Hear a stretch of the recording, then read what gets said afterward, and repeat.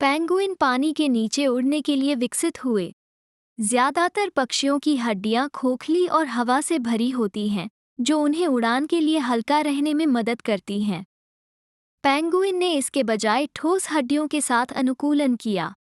इससे उन्हें तैरने में मदद मिलती है क्योंकि ठोस हड्डियां उछाल को कम करती हैं। तैरने की प्रवृत्ति। पानी में पेंगुइन के समूह को राफ्ट कहा जाता है, लेकिन जमीन पर उन्हें वाडल कहा जाता है। अधिकांश पेंगुइन प्रजातियों द्वारा धारण किया जाने वाला काला और सफ़ेद टक्सेडो लुक एक चतुर छलावरण है जिसे काउंटरशेडिंग कहा जाता है।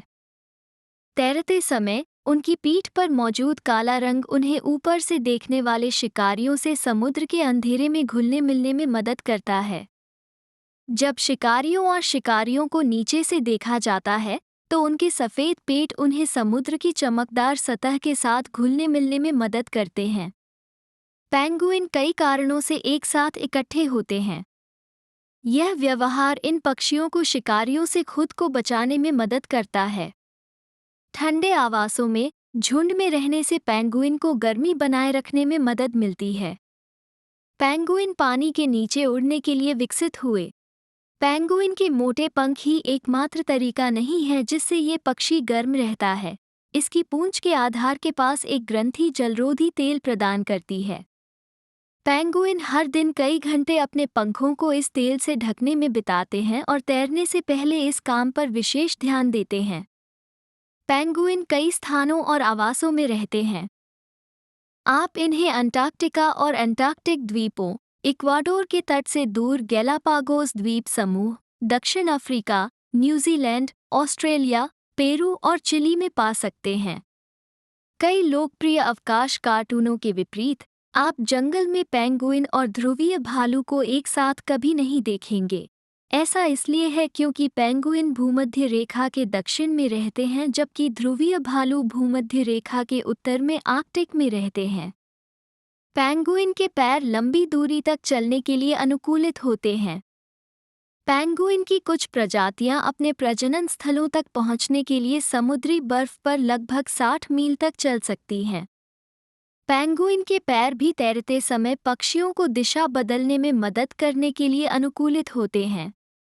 वे अपने पैरों का उपयोग पतवार की तरह करते हैं, दिशा को नियंत्रित करने में मदद करने के लिए उन्हें कोण पर रखते हैं।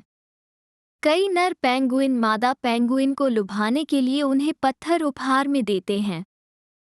पेंगुइन गुफाओं, दरारों और छिद्रों जैसे प्राकृतिक बिलों का भी उपयोग कर सकते हैं, या यहाँ तक कि फियोर्डलैंड पेंगुइन के मामले में पेड़ की शाखाओं के नीचे भी, जो न्यूजीलैंड के वर्षावन की वनस्पतियों में घोंसला बनाते हैं।